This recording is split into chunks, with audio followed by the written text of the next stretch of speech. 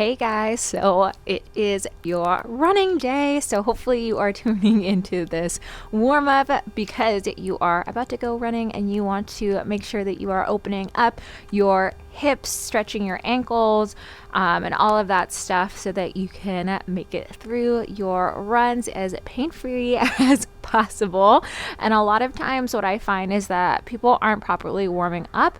They just open the door and just start their run. So you do want to make sure that you transition your muscles into getting some blood flow in them, mobilizing your joints, and then also just, getting your blood flow going, getting some oxygen to those muscles. So we're just going to start with some high knees. A little bit cold this morning. That's why you can see me a little bit shivered here.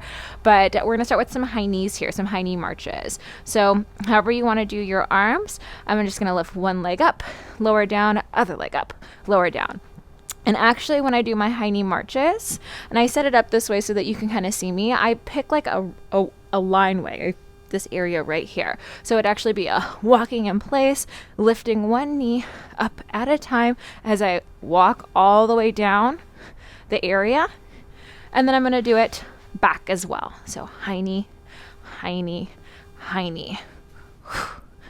And I do exhale as I'm going forward and back.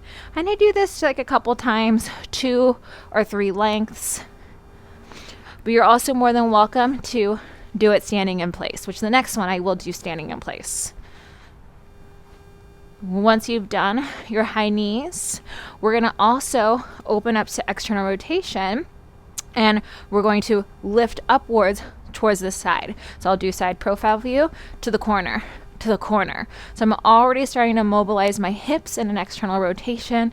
I don't really think about standing in one straight line. I'm really just trying to warm up my butt for the leg that's stabilizing me, open my hip up into external rotation, trying to pick up some speed here so that I can start to get my heart rate up, blood flow going, and I can already feel that I'm warming up. I don't feel so cold anymore.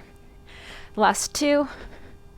And then from here, I can go into my mobilization warm-up. So I'm going to go internal to external step, internal to external step.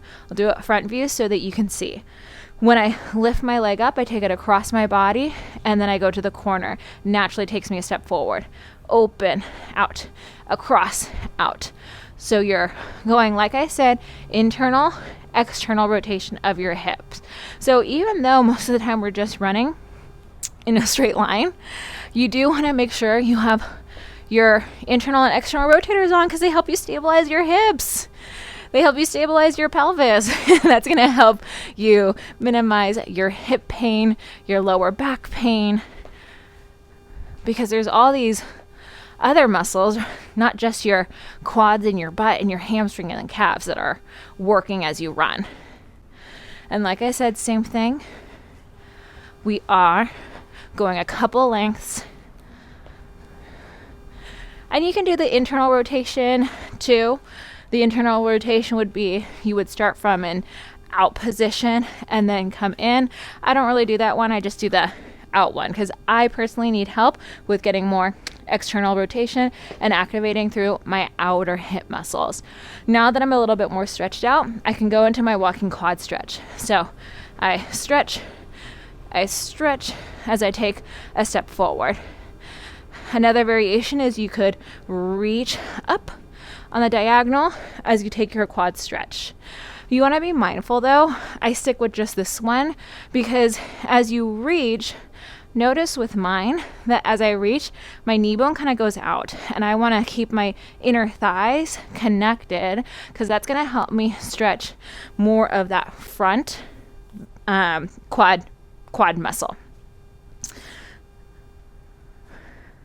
So you've got 4 different muscles that make up your quad, which is why it's called your quadriceps. So we're targeting the rectus.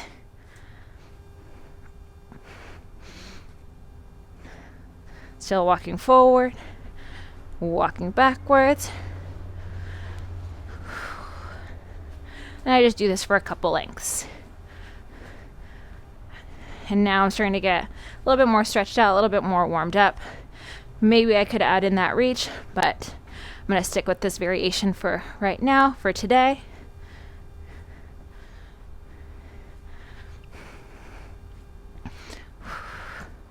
All right, so this next one, I'm going to show you 2 variations. You can just step and reach. Step and reach. So we're getting a hamstring and a calf stretch. So this is your option if you don't want to get down and dirty to the floor. I don't mind putting my hands on the floor, but I guess it depends on where you are. If it's cold on the floor, you might not want to put your palms onto the ground. And this also, if you have tight calves and tight hamstrings, this one might be a little bit more accessible to you. Another one that I like to do is your inchworms, your walking inchworm. So you would walk to the floor, find your plank, and then walk those toes upwards towards your palms. Walk across the floor, and then walk those toes back to your palms.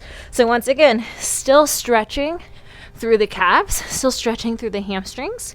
You just decide which one you feel like is more accessible into your body today.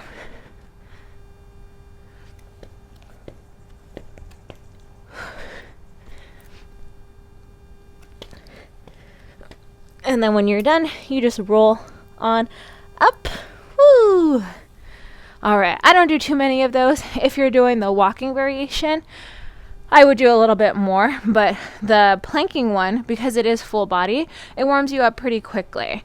Next, little walking hamstring stretch. These ones also, you'll sometimes find them called Frankenstein. So I'm really trying to get my foot up towards my hand and not my hand down towards my foot. My hand tries to stay at shoulder level, and I'm going opposite hand to opposite foot. I do use my exhale to help me power through my belly instead of just powering through my thighs. We're going to do one more stretch after this. From here, we're just going to start to warm up those lateral muscles, the same ones we did with our internal external for our hips. We're going to lean to the side, and then hop skip. Side, side, hop skip. So we get to stretch those inner thighs. It's kind of like a little mini lunge as well. So we're warming up those thighs and your glutes. Now I'm going to switch directions. You want to keep your knee bone behind your toes as you go into your side lunge. And I'm going to make it back again. Side, side, hop. Feet are facing straight like railroad tracks, keeping my chest bone up and forward. Back one more time.